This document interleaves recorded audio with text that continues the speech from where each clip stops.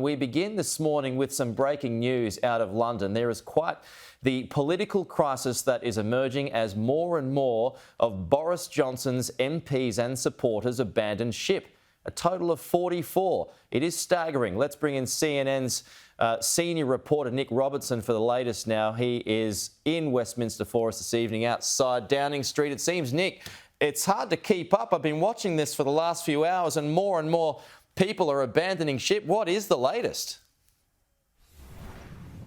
They're abandoning ship, and even the Prime Minister has taken to throwing one of them overboard because he dared, if you will, to tell the Prime Minister that it was time to resign. Michael Gove, a senior cabinet member in Boris Johnson's government, a long-time friend and frenemy, a political rival, political partner of the Prime Minister, told the Prime Minister that he believed that it was time for the Prime Minister to step down. Within hours, the Prime Minister had sacked him, and that's what we've seen play out over the past sort of 7 or 8 hours here. More and more people quitting ministerial and other senior government positions.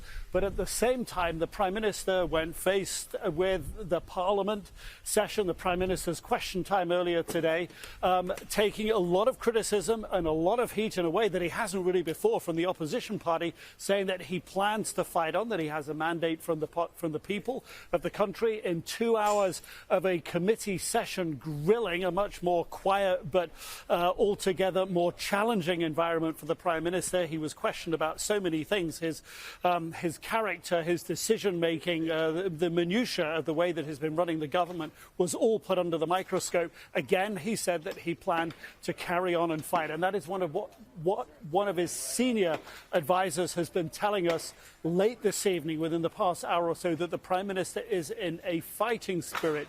And despite the mood music within his party telling him that it's time to step down and step aside and resign and allow them to pick a new party leader and therefore a new Prime Minister, the Prime Minister is not going along with that. So at the moment, he is leading a very divided party. And as you say, as the minutes tick by, more senior members of his government are putting in their notices, and it is happening.